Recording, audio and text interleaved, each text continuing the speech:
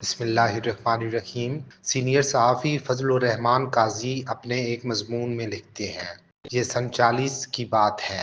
میں پرائمری جماعت کا طالب علم تھا۔ ان دنوں کوئٹہ کے سینما میں لگنے والی نئی فلم کی تشہیر تانگہ پر بیٹھے پیشہ ور ڈھنڈورچی کے ذریعے ہوا کرتی تھی۔ تانگے کے عقبی پائیدان پر فلمی بورڈ آویزاں ہوا کرتا تھا، جس پر فلم کا بڑا سا رنگین پوسٹر چسپاں ہوتا اور جلی حروف میں فلم اداکاروں، اداکاراؤں اور ڈائریکٹر وغیرہ کے نام لکھے ہوتے۔ ڈھنڈورچی تانگے کی عقبی نشست پر لگے بورڈ کے پیچھے براجمان ہو کر ٹین کے بنے مخروطی شکل کے بھونپوں کے ذریعے، جس کا سرا اس کے منہ کے قریب اور دوسرا بڑا محیط سرا بورڈ اور تانگے کے ڈھانچے کے درمیان ہوتا، اس کے ذریعے اعلانات کیا کرتا۔ بچے عادتاً اس تانگے کے پیچھے ہو لیتے۔ ہمارا تجسس صرف یہ ہوتا تھا کہ بورڈ کے پیچھے چھپا ڈھنڈورچی کون ہے۔ اس کی ایک جھلک دیکھ کر یا اپنے محلے کی حدود تک تانگے کا پیچھا کرتے تھے۔ ایک روز ڈنڈورچی کو اعلان کرتے سنا، آج شام کو برباد ٹاکیز میں بیبی نور جہاں اپنی آواز کا جادو جگائے گی۔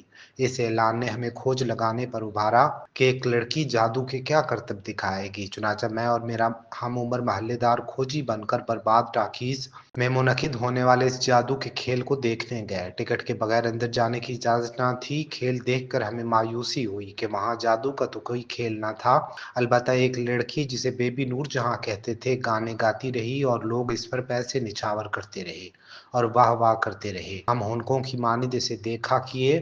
وہ لڑکی گاہے بگاہے ہماری طرف پیار بھری نظروں سے دیکھ کر مسکرا دیتی، شاید اسے اپنے کم سن پرستاروں پر پیار آ رہا تھا۔ ہمارے پیچھے نشست پر ایک خوبصورت سرخ و سفید رنگ والا نوجوان بیٹھا تھا، جو کٹے ہوئے لیموں پر نمک چھڑک کر چٹخارے لے لے کر چاٹے چلا جا رہا تھا۔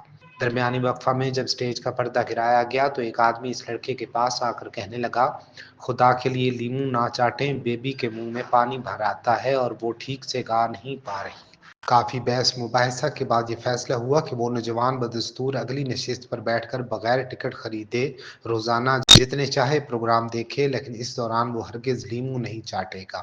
شو کے آخری دن اختتام کے مرحلہ پر اس نوجوان نے کھڑے ہو کر بلند آواز میں ہائے پکارا اور اپنے پیٹ میں خنجر گھونپ دیا۔ بیبی کی دلخراش چیخ نکل گئی۔ سٹیج کا پردہ گرایا گیا، نوجوان زمین پر گر گیا۔ لوگ اسے اٹھا کر باہر لائے، لیکن وہ ٹھیک ٹھاک تھا۔ اس سے پہلے کہ لوگ اسے اس کی ڈرامہ بازی کی سزا دیتے، وہ بھاگ کھڑا ہوا۔ دراصل وہ خنجر جس کو پیٹ میں گھونپنے کی اداکاری کی تھی، ایک کھلونا تھا جس کے پھل کے ساتھ سپرنگ لگا تھا۔ وہ سپرنگ خنجر کے کھوکھلے دستے کے اندر جڑا ہوتا ہے۔ خنجر گھونپنے کے عمل کے دوران اس کا پھل دستے کے اندر چلا جاتا ہے۔ یوں لگتا ہے جیسے خنجر کی انی جسم میں پیوست ہو گئی ہے۔ اس روز میں پہلی بار سٹیج اور اداکاری سے آشنا ہوا۔ وہ نوجوان جس کا نام حاجی نذر محمد درانی، بعد میں معروف مزاحیہ اداکار کے طور پر مشہور ہوا، جس نے فلم سوسائٹی میں پاسنگ شو کے فلمی نام سے بھی کام کیا۔